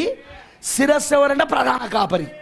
ఇప్పుడు శిరస్సు ప్రధాన కాపరి ఏం చేస్తున్నాడంటే ఈ నిజమైన 5 రకాల పరిచర్యలు, శరీర పరిచర్య ద్వారా ఇప్పుడు వధువుని, పెళ్లి కుమార్తెను లేదా ఈ యొక్క గొర్రెలను నడిపిస్తా ఉన్నాడు ఇప్పుడు ఆయన. That is what happening. అదే ఇప్పుడు జరుగుతున్నది మినిస్ట్రీ. ఈ పరిచర్య నీకు అర్థం కాకపోయినా, ఈ పరిచర్యలో జరుగుతున్నది నీకు అర్థం కాకపోయినా, you are missing the rapture. నువ్వు ఎత్తబట్టి నువ్వు తప్పిపోబోతున్నావు. ఖచ్చితం అది. ఎందుకంటే నీకు ఇప్పుడు కలుగున్న పరిచర్య ఏందో నీకు అర్థం కాకపోతే, వాక్యంలో నీ స్థానం ఏంటో నీకు తెలియకపోతే నువ్వు ఎలా ఎత్తబడతావు? నీపై పనిచేస్తున్న అభిషేకం ఏంటి? నువ్వు కలుగున్న ఆత్మ ఏంటి? నీకు నెరవేర్పు జరుగుతున్న లేఖనాలు ఏంటి? ప్రవచనాలు ఏంటి? దేవుని ప్రణాళిక ఏంటి? దేవుని యొక్క సంకల్పం ఏంటి? ఆ విమోచన గ్రంథంలోని నీ భాగం ఏంటి? అవన్నీ నీకు అర్థం కాకుండా ఎట్లా ఎత్తబడతావు? ఎత్తబడలేవు. కష్టం. అర్థం కావాలి, అర్థమవుతుంది. వధువుకు అర్థమయ్యేటట్టు చేస్తాడు, పెళ్లి కుమార్తెకు అర్థమయ్యేటట్టు చేస్తాడు. ఆ ప్రత్యక్షత ఆమెకి ఇస్తాడు, ఆ బయలుపాటు దేవుడు ఆమెకి ఇస్తాడు. ఆమె దాన్ని పట్టుకుంటూ ఉంటుంది, ఆమె గుర్తిస్తూ ఉంటుంది స్వరాన్ని. ఎందుకంటే ఆమెకు తెలుసు ప్రధాన కాపరి స్వరం ఎలా ఉంటుందో. ఆమెకు తెలుసు ఆ ప్రధాన కాపరి స్వరమును గుర్తిస్తుంది ఆమె. నేను ఇదివరకు చెప్పాను, గొర్రెలు ఎలా వారి యొక్క కాపర్లను వెంబడించగలవంటే, ఆల్రెడీ కాపర్ల యొక్క స్వరము గొర్రెలో రికార్డ్ అయి ఉన్నది. మీకు అర్థమైందని చెప్పింది. అలానే ప్రధాన కాపరి యొక్క స్వరము జగత్తు పునాది వేయబడక మునిపే నీలో రికార్డ్ అయి ఉన్నది అది. కాబట్టి నీకు ఆ ప్రధాన కాపరి స్వరము నీ కాపరి ద్వారా వినబడుతున్నప్పుడు నీకు అర్థమైపోతూ ఉంటుంది. ఒకవేళ అది నీ కాపరి ద్వారా రావట్లేదంటే కూడా అర్థమైపోతూ ఉంటుంది, ఈ స్వరం కరెక్ట్గా లేదు, ఇది ప్రధాన కాపరి స్వరం కాదు. నువ్వెట్లా చెప్తున్నావు? నాలో ఆల్రెడీ రికార్డ్ అయి ఉన్నది. నన్ను దేవుడు ముందుగానే నిర్ణయించాడు, దేవుడు నన్ను ముందుగానే ఏర్పరచుకున్నాడు. ఏమాన్ ఏమాన్ ఏమాన్ ఏమాన్. అందుకే ఈ వధువును మోసం చేయలేరు. ఈ వధువును మోసం చేయడం అపవాది వల్ల కాదు. వాడు సర్వలోకమును మోసపుచ్చుచూ వస్తున్నాడు, కానీ వధువును మాత్రం మోసం చేయలేడు. ఏమాన్ హల్లెలూయా. ఎందుకు అంటే ఈ వధువు ఆయన సింహాసనం పైన కూర్చొని 1000 ఏళ్ళు పరిపాలించబోతున్నది. ఆమె ఎస్తేరు యొక్క కథ ఈమె జీవితంలో జరగబోతున్నది. ఆ రూత్ యొక్క కథ ఈమె జీవితంలో జరగబోతున్నది. అవునా? యోసేపు ఆసనత్ యొక్క కథ ఈమె జీవితంలో జరగబోతా ఉన్నది. శారా యొక్క జీవితం యొక్క కథ ఈమెలో జరగబోతా ఉన్నది. నేను చాలాసార్లు చెప్పాను, వీళ్ళందరి జీవితాలు ఆ 6 సంఘకాలంలో ఉన్న వధువులో కాదు, 7వ సంఘకాలంలో సజీవంగా ఎత్తబడే వధువులో జరుగుతూ ఉన్నది. కాదా? వినబడతలేదు నాకు? కాదా? ఎస్తేరు ఇప్పుడు ఎత్తబడే వధువుకి, ముందున్న 6 సంఘకాలాల వధువు కాదు, ఇప్పుడు సజీవంగా ఎత్తబడే వధువుకి ఎస్తేరు యొక్క కథ జరుగుతూ ఉన్నది. రూతు హల్లెలూయా బోయాజుతో వివాహము ముందున్న 6 సంఘకాలంలో కాదు, ఈ 7వ సంఘకాలంలో ఇప్పుడు ఎత్తబడబోయే వధువుకి రూత్ యొక్క కథ జరుగుతూ ఉన్నది. ఆసనాత్ అయినా అంతే, శారా అయినా అంతే. శారా మార్పు చెందింది శరీరంలో, ఇప్పుడు సజీవంగా ఉండి మార్పు చెందేవారిలో వాళ్ళందరూ శారా వాళ్ళందరికీ ఛాయగా ఉన్నది, మరియు శారాకు వాళ్ళు నిజ రూపంగా ఉన్నారు. ఆమెనంటారా? సో ఆల్ దీస్ థింగ్స్, ఇవన్నీ కార్యాలు. రిబ్కా కానీ, నువ్వు ఎవరి స్టోరీ తీసుకున్నా, రిబ్కా కథ తీసుకో, రాహేల్ కథ తీసుకో, లేకపోతే శారా కథ తీసుకో, లేకపోతే దాని ఏమంటారు ఎస్తేరు, రూతు, తర్వాత రాహాబు, అబిగేలు ఎవరో తెలుసుగా మీకు? అబిగేలు తెలుసుగా? దావీదు ఒక భార్య. She's having 2 husbands. ఆమెకి 2 భర్తలు ఉన్నాడు. రూత్కి 2 భర్తలు ఉన్నారు. 2 భర్తలు. ఈరోజు ఈ వధువుకి 2 భర్తలు ఉన్నారు. మొదటి భర్త చచ్చిపోయాడు. కరెక్టేనా? మొదటి భర్త చచ్చిపోయాడు. అందుకే యేసుక్రీస్తు మనం వివాహం చేసుకుంటున్నాడు. రూతుకు మొదటి భర్త చచ్చిపోయాడు. అందుకే కోతకు యజమానిగా ఉన్న బోయాజు ఆమెను వివాహం చేసుకున్నాడు. అబిగేలు మొదటి భర్త చనిపోయాడు. అందుకే దావీదు ఆమెను పెళ్లి చేసుకున్నాడు. ఆల్ దీస్ మిస్టరీస్, ఇవన్నీ మర్మాలు ఇవి. ఆమేనంటారా? దేవుడు నిజంగా ఈరోజు ఆ మర్మములని ఇప్పుడు వధువులో పెట్టాడు ఆయన. అక్కడ బైబిల్లో చెప్పిన మర్మములని ఇప్పుడు వధువులో జరుగుతున్నాయి, వధువులో నెరవేరిపోతున్నాయి. అవి బైబిల్లో ఉన్న మర్మములని వధువులో నెరవేరిపోతున్నాయి. అందుకే వాక్యముగా ఈమె మారుతూ ఉన్నది. ఈమె రోజు రోజు వాక్యంగా మారిపోతూ ఉన్నది. ఈమె ఆలోచనలు వాక్యమవుతాయి. ఈమె నడవడిక వాక్యం అవుతుంది. ఈమె ప్రవర్తన వాక్యం అవుతుంది. ప్రతిదీ వాక్యంతో చూసుకుంటూ ఉంటుంది. మత్తయి 4:4 ప్రకారంగా మనుష్యుడు బ్రతుకుచున్నది రొట్టె వలన మాత్రము కాదు కానీ దేవుని నోటి నుండి వచ్చే ప్రతి మాట వలన జీవించును అని చెప్పబడినట్టుగా వాక్యంగా మారుతూ ఉంటుంది. ఆమె ప్రతి మాటలో ఆమె జీవిస్తూ ఉంటుంది. Oh glory! దేవుడికి మహిమ కలుగును గాక. ఆ విధంగా దేవుడు చేస్తూ ఉంటాడు. అర్థమైందా? అర్థమైన వాళ్ళందరూ ఆమె చెప్పండి. సంతోషంగా లేదా? ఇదంతా మన లైఫ్ స్టోరీ. బైబిల్ అంతా మన జీవిత కథ. అది ఇప్పుడు మనకు నెరవేర్పు జరుగుతూ ఉన్నది. అందుకు మీకు ఆనందంగా లేదా? I'm so happy. నాకు చాలా సంతోషంగా ఉంది. భూమి పైన అందరికంటే ఎక్కువ సంతోషంగా ఉండేది ఎవరు అంటే మనమే, వధువే. హల్లెలూయా. కరోనా దాని గురించి మనకు చింత లేదు, ఎందుకంటే అది ప్రవచనం, జరుగుతుంది, జరగాలి. మొదటి నిర్గమంలో జరిగినట్టుగానే మూడో నిర్గమంలో జరగాలి. ఒకవైపు తెగులు కుమరించబడాలి, పాత్రలు కుమరించబడాలి, ఇంకోవైపు గొర్రెపిల్ల గుర్తుగా అక్కడ ప్రత్యక్షం కావాలి. ఆ గుర్తు కింద వీళ్ళు ముద్రించబడాలి, విమోచనకు వెళ్ళాలి వీళ్ళు. సేమ్ అదేనా ఇప్పుడు జరుగుతూ ఉన్నది కూడా? అమనంటారా? వధువు ఇప్పుడు ఆ గొర్రెపిల్ల యొక్క గుర్తు కింద, ఆ విమోచన కింద నడుస్తూ ఉన్నది. బాబా ఆమేన్. కానీ లోకంలోనో ఏం కుమరించబడతా ఉన్నది? తెగులు కుమరించబడుతున్నాయి, పాత్రలు కుమరించబడుతున్నాయి. Everything is going on. ఒకవైపు తీర్పు, ఇంకోవైపు విమోచన. రైట్? ఒకవైపు తీర్పు, ఇంకోవైపు విమోచన. మొదటి నిర్గమంలో అదే ఐగుప్తులో జరిగింది. అయితే మూడో నిర్గమంలో ఇప్పుడు కూడా అదే జరుగుతుందా లేదా? Same history is repeating it self. చరిత్ర తనకు తాను పునరుద్ధం అవుతున్నది. ఇప్పుడు జరుగుతున్నవన్నీ కూడా ఇదివరకే సూర్యుని కింద జరిగినవి. ఇక ముందు జరగబోయేది కూడా ఇదివరకే సూర్యుని కింద జరిగినవి. సూర్యుని కింద జరిగినవే ఇప్పుడు జరుగుతున్నాయి. ఆమేనంటారా? అందుకే మనం వాటిని చూడగలుగుతున్నాం, అందుకే మనం వాటిని వెంబడించగలుగుతున్నాం. నా ప్రియమైన దేవుని పిల్లలారా, ఈ 2021లో మీరు సంపూర్ణమైన వాక్యంగా మారుదురుగాక. వధువు, పెళ్లి కుమార్తె, మనము సంపూర్ణమైన వాక్యంగా మారే సమయంలోకి వచ్చేసాం. దేవుడు ఆ విధంగా తీసుకొస్తాడని నమ్ముతున్నా నేను. ఎస్, మన వస్త్రధారణ వాక్యమై ఉంటుంది, మన ఈవెన్ హెయిర్ కటింగ్ వాక్యమై ఉంటుంది. మీకు అర్థమవుతుందా? ఎవ్రీథింగ్ వాక్యాన్ని రిఫ్లెక్టింగ్ అంటే వాక్యాన్ని ప్రతిబింబించడం అన్నమాట. ఆ వాక్యాన్ని ప్రతిబింబిస్తూ ఉంటాం. హల్లెలూయా. ఆ వాక్యాన్ని ప్రతిబింబిస్తూ చూపిస్తూ ఉంటాం లోకానికి. మన మాటలు వాక్యమై ఉంటాయి, మన చూపులు వాక్యమై ఉంటాయి, మన లక్ష్యాలు వాక్యమై ఉంటాయి. ప్రతిదీ వాక్యం వాక్యం వాక్యం. ఎందుకని మేము వాక్యంగా మారే సమయంలో మనం ఉన్నాం. ఇప్పుడు మనం వాక్యంగా మారే సమయం ఇది. సంపూర్ణ వాక్యంగా సంపూర్ణంగా ఆయన కుమ్మరించుకుంటున్న సమయం ఇది. క్రీస్తు యొక్క వధువులో క్రీస్తు సంపూర్ణంగా కుమ్మరించుకుంటున్నాడు. 7వ ముద్ర క్రింద ఆయన తనను తాను పూర్తిగా రూతికించుకుంటున్నాడు.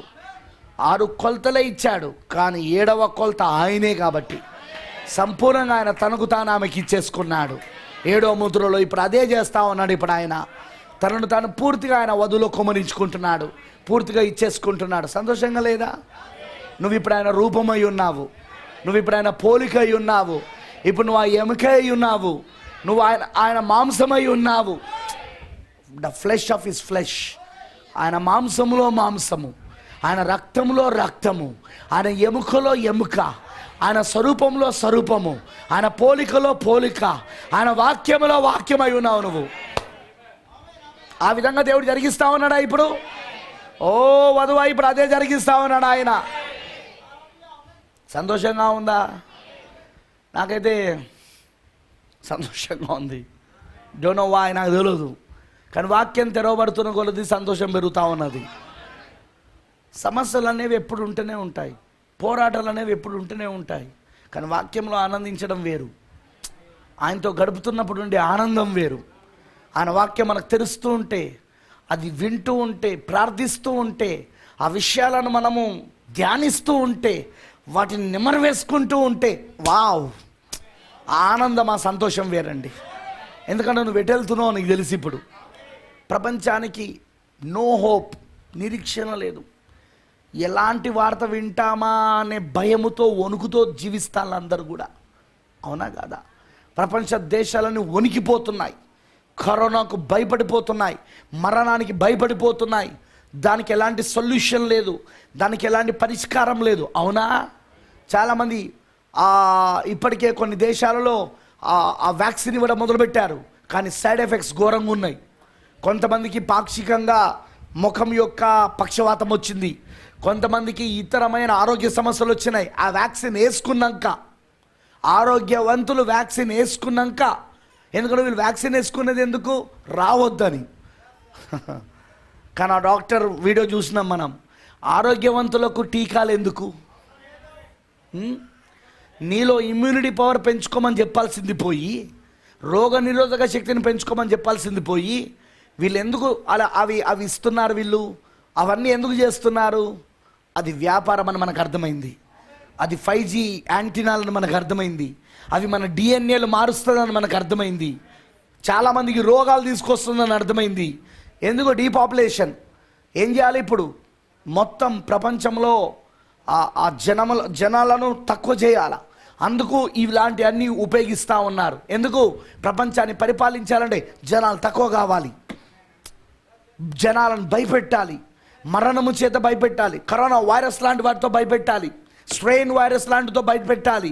అప్పుడు జనాలు ప్రభుత్వం చెప్పినట్టు వింటాయి. మీకు అర్థమైందని చెప్పింది? అప్పుడు జనులు ప్రపంచ దేశాలు చెప్పినట్టు వింటారు. ఇదంతా దానికే అన్నమాట వారు తీసుకొచ్చేది.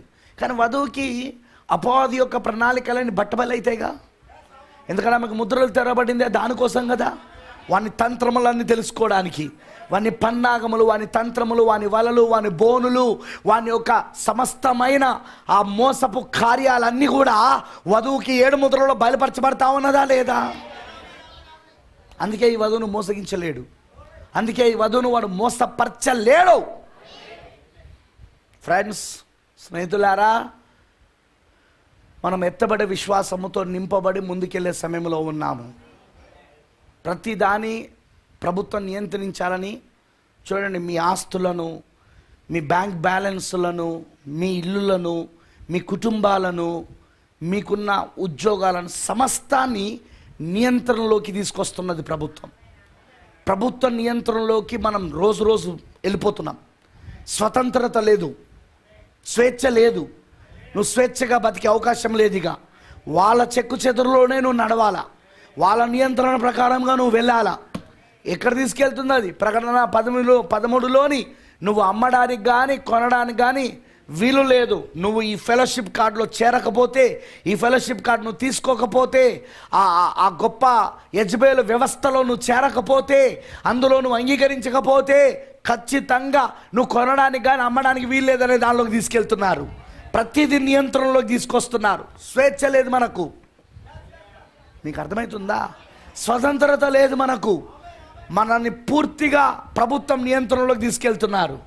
మన బ్యాంక్ బ్యాలెన్సులు వాళ్ళ నియంత్రణలో ఉన్నాయి, మన ఇల్లులు వాళ్ళ నియంత్రణలో ఉన్నాయి, మన ఆస్తులు వాళ్ళ నియంత్రణలో ఉన్నాయి, మన వ్యాపారాలు, ఉద్యోగాలు, ప్రతిదీ కూడా, మన కుటుంబం ప్రతిదీ కూడా, ఆహార పదార్థాలు ప్రతిదీ వాళ్ళ నియంత్రణలో ఉన్నాయి. ఉన్నాయా లేవా? వెళ్తున్నాయా లేవా? ఇప్పుడు అంతా వాళ్ళు తీసుకొచ్చే కొత్త కొత్త జీవోలు, కొత్త కొత్త చట్టాలు మనల్ని పూర్తిగా నియంత్రించే చట్టాలు అవి. ఇవన్నీ రావాల్సి ఉన్నది, జరుగుతున్నది. కానీ వధువు మాత్రం దేవుని నియంత్రణలో ఉంది. ఆమెను మోసపుచ్చడం ఎవరి వల్ల కాదు. అర్థమైందా? సో కాబట్టి ఈ 2021లో will wait for the rapture. ఎత్తబడ్డ కొరకు వేచి చూద్దాం. 3వ ఏడుపు పరిచర్య, ఆ ట్రెమెండస్ మినిస్ట్రీ, శక్తివంతమైన పరిచర్య, తక్కువ సమయంలో సామాన్యతలో వధువుకి జరిగే 3వ ఈడుపు యొక్క పరిచర్య జరగబోతున్నది. దానికోసం సిద్ధపడ్డాం. 2021లో దానికోసం ఎదురు చూద్దాం, దానికోసం సిద్ధపడదాం. దానికోసం దేవుడు మనకు వాక్యం తెరుస్తుంటే చూద్దాం, ఇంకా ముందుకెళ్దాం. దేవుడు మనకు తప్పకుండా ఆ పరిచర్యలో మనల్ని ఎత్తబడిలోకి తీసుకెళ్ళబోతున్నాడు. ఇక ఆమేన్, హల్లెలూయా. అర్థమైంది అందరికీ? మేబీ 2021 మేబీ లాస్ట్, 2021 చివరిదై ఉండొచ్చు, నాకు తెలియదు. ఎందుకంటే 2020లో జరిగిన సంఘటనలు బట్టి చూస్తే ప్రవచనాలు చాలా స్పీడ్గా నెరవేర్పు జరిగినాయి, చాలా వేగంగా నెరవేర్పు జరిగినాయి. ఇప్పుడు 2021లో ఇంకా ఎక్కువ వేగాన్ని పుంజుకోబోతున్నది. కాబట్టి ప్రియమైన దేవుని పిల్లలారా, మనం సమయము సమీపించిందిగా, ఎత్తబడుటకు మనం సిద్ధంగా ఉన్నాం. ఎందుకంటే 2020లో వధువు పైన, ప్రవక్త పైన దాడి జరిగింది. దాడి చేసింది ఎవరు తెలుసా? రోమన్ క్యాథలికులు కాదు, యెజబెల్ కాదు, అతలియా. అతలియా ఎవరు? రోమన్ క్యాథలిక్ కుమార్తెలు. ఎవరు వాళ్ళు? ప్రొటెస్టెంట్ సంఘాలు. వాళ్ళేనా వీడియోలు తీసింది? వాళ్ళేనా ప్రవక్త బ్రహ్నామన్ అబద్ధ ప్రవక్త అని చెప్తున్నది? వాళ్ళేనా ఆయన వర్తమానాన్ని బోధిస్తున్న నాలాంటి సేవకులను వీడొక అబద్ధ బోధకుడు, వీడొక గొర్రె చర్మం ధరించుకున్న తోడేలు అని ఏవేవో నా మాటలను మెసేజ్లో కొన్ని కట్ చేసి పూర్తిగా విననీయకుండా వాళ్ళకు అర్థం వచ్చే విధంగా, వాళ్ళు చెప్పేది ఏదైతే ఉందో అది వాళ్ళకు అర్థం వచ్చే విధంగా నా మాటలను కట్ చేసి వాళ్ళ వీడియోలు తీసి తయారు చేస్తున్నది. అవునా? ఏంటిది ఇదంతా? అతలియా ఏం చేస్తున్నది? అతలియా ఏం చేసింది బైబిల్లా? అయ్యో, యూదా గోత్రములో పుట్టిన రాజకుమారులను చంపినది. ఇప్పుడు కూడా అదేనా? మనం యూదా గోత్రంలో పుట్టిన రాజకుమారులమేనా? అతలియా హింస తీసుకొస్తున్నదా? అతలియానే ప్రొటెస్టెంట్ సంఘాలు, ప్రొటెస్టెంట్ సంఘముల యొక్క సమాఖ్యనే ప్రపంచ సంఘముల సమాఖ్య. అదేనా? దాంతోటైనా ఇప్పుడు ఒత్తిడి వచ్చేది. ఇప్పటికే 2020లో దాడులు చూసాం, ఇంకా 2021లో ఏం చూడబోతున్నాము? ఈ చర్చ్కి తాళం వేసినా ఆశ్చర్యపోవాల్సిన అవసరం లేదు. ఎస్ సార్, ఈ చర్చ్కి తాళం వేసినా ఆశ్చర్యపడాల్సిన అవసరం లేదు. But we don't care. కానీ మనం లెక్క చేయము, ఎందుకంటే ఇవన్నీ ప్రవచనాలు జరుగుతున్నాయి అంతే. మనకు తెలుసు దేవుడు ప్రవచనాలు జరిగిస్తున్నాడు, అదే సమయంలో మనలో ఏం చేస్తున్నాడో మనకు తెలుసు, మనం ఎలా సిద్ధపరుస్తున్నాడో మనకు తెలుసు, మనం రోజు రోజు క్రీస్తుగా ఎలా మారిపోతున్నామో మనకు తెలుసు, రోజు రోజు మనం పరలోక సంబంధులుగా ఎలా మారిపోతున్నాం. శరీరాశ, నేత్రాశ, జీవోడమం పూర్తిగా మనలో ఎలా చచ్చిపోయి పూర్తిగా క్రీస్తే మనలో ఎలా పరలోక సంబంధిగా మనల్ని మారుస్తున్నాడో మనకు రోజు రోజు అర్థమవుతా ఉన్నది. మన ఆలోచనలను బట్టి అర్థమవుతా ఉన్నది, మన లక్ష్యాలను బట్టి మనకు అర్థమవుతా ఉన్నది, మన కోరికలను బట్టి మనకు అర్థమవుతా ఉన్నది. మనం రోజు రోజు క్రీస్తు స్వరూపంలోనికి మలచబడుతున్నామని. ఈ లోకం పైన ఆశలు మనకు లేవు. ఈ శరీరాశ, నేత్రాశ, జీవోడమం నాకు వద్దు ప్రభు అని ప్రార్థన చేస్తున్నాం. ప్రతిసారి అవి తీసే ప్రభు అని ప్రార్థన చేస్తూ ఉన్నాం. వాటిని నాలో నుండి తొలగించు ప్రభు అని ప్రార్థన చేస్తూ ఉన్నాం. ఎందుకు? కారణం ఏంటిది? మనకు అర్థమైపోతున్నది మనం వాక్యంగా మారిపోతా ఉన్నామని. హే మ్యాన్, హల్లెలూయా. దేవుడు మిమ్మల్ని దీవించును గాక. నక్షత్రముల యుద్ధంలో ఉన్నాం మనం. ఇదేంటిది? ఇది స్టార్స్ వార్, నక్షత్రముల యుద్ధం, స్టార్స్ వార్ అన్నమాట. లూసిఫర్ తెలుసు ఇది స్టార్స్ వార్ అని చెప్పి, అందుకే వాడు స్టార్స్ వార్ అని సినిమాలు కూడా తీశాడు. వాడు తీశాడా? సినిమాలు తీశాడు, తర్వాత ఏంటిది అవి సీరియల్స్ తీశాడు, ఇంగ్లీష్ సీరియల్స్, స్టార్ వార్స్ అని చెప్పేసి. అవును, ఇది నక్షత్రముల యుద్ధం. ఇది వాడు లూసిఫర్ అలా తీసుకొచ్చాడు. వాడు అన్నీ అనుకరిస్తాడు కదా, వాడు అది తీసుకొస్తున్నాడు. వాడు గాడ్ బ్లెస్ యు. దేవుడు మిమ్మల్ని దీవించును గాక. Let us pray. ప్రార్థన చేసుకుందాం. అందరూ లేచినట్లయితే ప్రార్థన చేసుకుందాం. Praise the lord.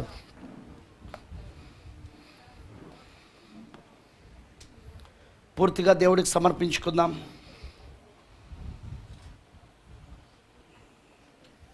మరొకసారి ఈ వధువు ఈ దారి గుండా స్వారీ చేయవలసి ఉన్నది. ఇప్పుడు వధువే ఈ దారి గుండా స్వారీ చేస్తున్నది. అది వధువులో నెరవేర్పు జరుగుతున్నది. ఇప్పుడు ఈ నక్షత్రముల యుద్ధంలో మనము మిఖాయేలుకు సంబంధించిన నక్షత్రాలం మనం. కానీ గడసర్పమునకు సంబంధించిన నక్షత్రాలు కూడా ఉన్నాయి. వాడికి 3వ వంతు నక్షత్రం వాడుకుంటే మిగతా 2 వంతుల యొక్క నక్షత్రము మిఖాయేలుకున్నది. ఆ యుద్ధంలో మనం ఉన్నాం ఇప్పుడు. Let us pray. ప్రార్థించుకుందాం. మహోన్నతుడా, సర్వోన్నతుడా, సర్వశక్తిమంతుడా, నీకు వందనాలు తండ్రి. ప్రభువైన దేవాను మా కొరకు నీ వాక్యమును తెరిచి అనేక విషయాలు మాకు బయలుపరుస్తున్న రీతిని బట్టి నీకు స్తోత్రములు. రోజు రోజు మా స్వరూపమును, మా పోలికను వాక్యములో చూసుకోగలుగుతున్నాం. వాక్యము మాలో శరీరధార అవుతా ఉన్నది. రోజు రోజు ఆ వాక్యము మాలో స్వరూపము దాలుస్తూ ఉన్నది, పోలికగా మారుతూ ఉన్నది. ఆ వాక్య స్వరూపంలోనికి మేము మలచబడుతున్నాము. ఎంత అద్భుతమైన ప్రణాళిక నీది దేవా. మేము ఇక చివరి కాలానికి వచ్చేసామని, ఇక అర్ధరాత్రికి ఇంకా నిమిషమే ఉన్నదని అర్థమవుతున్నదిగా. అది కూడా ఉన్నదో లేదో అలాంటి సమయంలో ఉన్నాం. ప్రపంచం ఇక నాశనం అవడానికి అర్మగిదోను యుద్ధకు వెళ్తున్నది ఇప్పుడు. ఓ దేవా, ఇప్పుడు జరుగుతున్న విషయాలు పరిమాణాలను బట్టి మాకు అర్థమవుతున్నది, ఇప్పుడు మేము ఈ భూమిని విడిచిపెట్టే సమయం దగ్గరకు వచ్చేసిందని, మేము తిరిగి ఇంటికి వచ్చే సమయం దగ్గరకు వచ్చేసింది. అందుకే ఈ సమయంలో వధువు, ఈ పెళ్లి కుమార్తె తాను ఇంటిపైన బెంగగలుగు ఉంటుంది. ఆమె she will be homesick. ఆమె ఇంటిపైన బెంగగలుగు ఉంటుంది. ఆమె ఎప్పుడు ఇంటికి వెళ్ళిపోదామా అని ఎదురు చూస్తుంటుంది. ప్రభు అయిన దేవా, ఇక మా ఈ భూలోకపు యాత్రను మేము ముగించుకొని మా నిత్యత్వం యొక్క గమ్యంలోనికి చేరే సమయము దగ్గరలోనే ఉన్నదని అర్థమైపోయింది. ఇక అందుకు నువ్వు మమ్మల్ని వాక్యముగా మారుస్తున్నావు దేవా. ఈ నక్షత్రముల యుద్ధములో మేము మిఖాయేలుకు సంబంధించిన ఆ 200 నక్షత్రంలో ఉన్నామని చూపిస్తున్నావు దేవా. అలా నువ్వు మాకు బయలుపరుస్తున్నావు, చూపిస్తున్నావు వాక్యంలో. అలా నీ ప్రణాళికలో మాకు స్పష్టంగా అర్థమైనట్లు చూపిస్తున్నావు ప్రభువా. ఏమి ప్రణాళిక నీది ప్రభువా. మేము ఇప్పుడున్న ఈ పరిస్థితులను గురించి చింతిస్తలేం.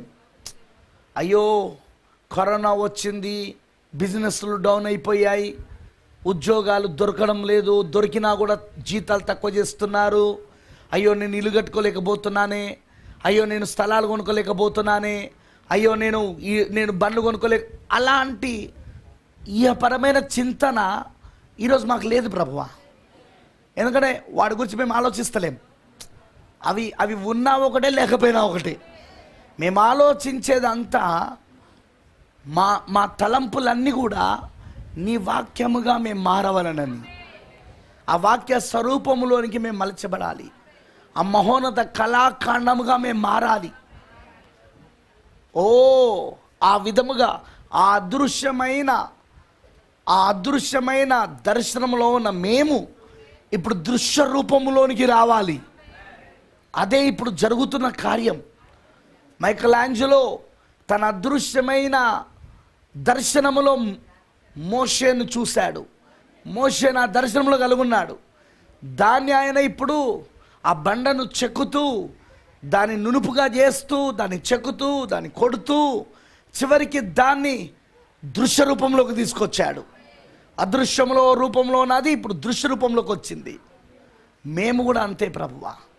అదృశ్య రూపంలో ఉన్న మేము, నీ మనస్సులో ఉన్న మేము, నీ దర్శనంలో ఉన్న మేము, నీ ఆలోచనలో, నీ గుణలక్షణంలో ఉన్న మేము ఇప్పుడు దృశ్య రూపంలోకి వస్తున్నాం. పదార్థముగా మారుతూ ఉన్నాం. నీ మహోన్నత కళానంగా మారుతూ ఉన్నాం. అదే ఇప్పుడు నువ్వు జరిగిస్తున్నావు మా లోపట. అందుకే మాకు ఈ శరీరాశ లేవు. శరీరాశ, నేత్రాశ, జీవపు డంబములు మేము వాటిని కలిగి ఉండడానికి ఇష్టపడతలేము అసలు.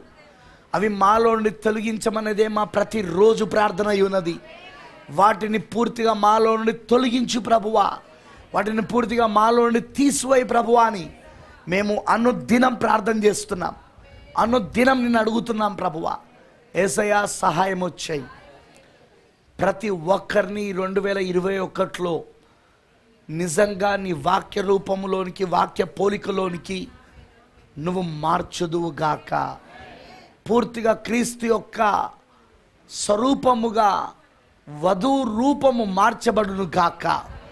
ఎందుకంటే క్రీస్తు ఇప్పుడు వధువు రూపంలో ఉన్నాడని ప్రవక్త చెప్పినట్లుగా ఇప్పుడు ఆ రూపంలోనికి మేము మలచబడదుము గాక. ఇక నువ్వు మాలో నివసించి మమ్మల్ని నడిపించు దేవా. అలాగూ నీ కృపను మాకు దయచేయి. ఈ 2021లో ప్రభువా, ఒకవేళ 3వ ఏడుపు పరిచర్య, ఆ శక్తివంతమైన పరిచర్య, ట్రెమెండస్ మినిస్ట్రీ, కొద్ది కాలములో చిన్న వర్తమానముతో జరిగించబోతున్న పరిచర్య మాలో ఈ 2021లో నీ చిత్తమైతే తప్పకుండా అది నెరవేరుపవును కాక. ఆ 3వ ఏడుపు పరిచర్య మేము పొందుదుము కాక. ఆ పలకబడిన మాట ఒక పరిచర్య ప్రభువా. ఆ పలకబడిన మాట ఒక పరిచర్యలో మేము రెయిన్బో ట్రౌట్ అయిన ఆ చేపలుగా మేము ముందుము కాక. ఆ రెయిన్బో ట్రౌట్ అనే జాతికి సంబంధించిన చేపల మేమే ప్రభువా. ఎందుకంటే అది 3వ ఇడుపులో పట్టబడుతున్న చేపలు అవి. మిగతా 2 ఇడుపులలో చిన్న చిన్న చేపలు దొరుకుతున్నాయి. మేము కాదు, అది మేము 3వ ఇడుపులో దొరుకుతున్న రెయిన్బో ట్రౌట్ ప్రభువా. ఆ రెయిన్బో ట్రౌట్ అనే జాతి చేపలం మేము. ఎందుకంటే అది మూడో ఈడుపు, పలకబడిన మాట పరిచర్య ద్వారా దొరికే చేప అది. వాక్యం విలువడ ద్వారా దొరికే చేప అది. అవును, ఆ వాక్యం బయలుపరచబడడం ద్వారా, వాక్యం విరవడం ద్వారా, ఆ వాక్యం తెరవబడడం ద్వారా దొరికే చేప అది. అది మేమే ప్రభువా. ఈరోజు ఆ రెయిన్బో ట్రౌట్ మేమే తండ్రి. వందనాలు యేసయ్యా. వచ్చిన నీ పిల్లలందరినీ దీవించు. తప్పకుండా ఈ సంవత్సరంలో వారు గత సంవత్సరంలో చేసిన పొరపాట్లు చేయకుండా, ఆ తప్పుడు నిర్ణయాలు తీసుకోకుండా, ఏ విషయంలో వాళ్ళు బలహీనులుగా ఉన్నారో గత సంవత్సరంలో ఆ విషయాలలో ఇక్కడ బలవంతులుగా మారి నిజంగా వాళ్ళు ప్రభువా వాక్యమును కలుగుండి లోకంలో ఉన్న సాతానును జయిస్తూ, వారిలో ఉన్న వాక్యమే లోకంలో ఉన్న సాతానును జయిస్తూ ముందుకు వెళ్ళే భాగ్యము దయచే. లోకములో ఉన్నవానికంటే మీలో ఉన్నవాడు గొప్పవాడని వాక్యము చెప్పినట్లుగా నువ్వు మాలో ఉండి నడిపించు దేవా. పూర్తిగా మేము సమర్పించుకుంటూ, మమ్మల్ని మేము అర్పించుకుంటూ, నీ అధికారానికి లోబడుతూ, నీకు లొంగిపోతూ, నీకు ఖైదీగా మారుతూ, నీ వాక్యానికి ఖైదీగా మారుతూ నీకు సమర్పించుకుంటూ యేసుక్రీస్తు నామములో ప్రార్థిస్తున్నాము. ఆమేన్.